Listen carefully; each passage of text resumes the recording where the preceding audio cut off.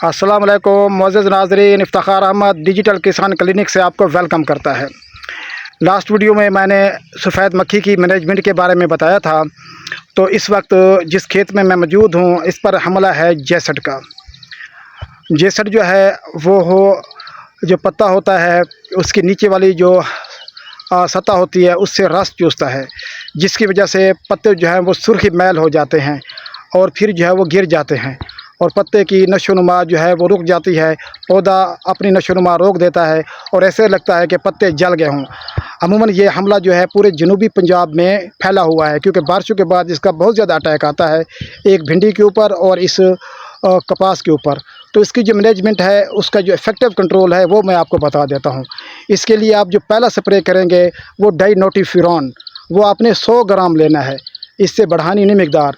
और उसके साथ आपने डाइमेथोएट, ये आपने 250 ml, ये दोनों को मिला के आपने 120 लीटर पानी यूज़ करना है। अगर हो सके तो 150 लीटर पानी यूज़ कर लें, क्योंकि जो रस चूसने वाले कीड़े होते हैं, अगर पानी की मिकदार बढ़ाई जाए तो वो अच्छे तरीके से कंट्रोल होते हैं। तो इसकी जो मुआशी हद है, जहाँ से जो नुकसान शुरू करता है, वो 1 फ़ी पत्ता है, लेकिन इस वक्त इसका तादाद बहुत ज़्यादा है और बाज़ औक़ात आपको 3 से 4 स्प्रे भी करने पड़ें। अगर जिस पे कम है उससे आपको 2 स्प्रे से भी काम चल जाएगा। अगर बहुत कम है तो 1 स्प्रे से भी ये वाश आउट हो सकता है। तो इस खेत में फ़ी जो मैंने गिने हैं 2 बालग पर पत्ता मौजूद हैं। तो 1 स्प्रे आपने ये कर लेना है डाइमेथोएट 250 ml और अच्छी ब्रांड का लेना है, और साथ आपने डाइनोटिफिरॉन वो 100 ग्राम, ये आपने 120 लीटर पानी में मिलाकर शाम के वक्त, लेकिन ज़मीन आपकी वतर में होनी चाहिए। अगर ज़मीन आपकी वतर में नहीं होगी तो आपको कंट्रोल नहीं मिलेगा। तो आपने शाम के वक्त आपने स्प्रे करना है। दूसरा स्प्रे फिर आपने रिपीट कर लेना है। उसके लिए आपने एसीफेट ले लेना है, तकरीबन जो है वो 300 ग्राम से 400 ग्राम एसीफेट, अच्छे ब्रांड में, और जो स्ट्रेस ना दे। और उसके साथ आपने जो है अच्छे ब्रांड का नेटम प्रेम, ये आपने तकरीबन जो है ये 75 ग्राम लेना है। इनको मिला के अच्छी तरह घोल के 150 लीटर पानी में आपने यूज़ करना है।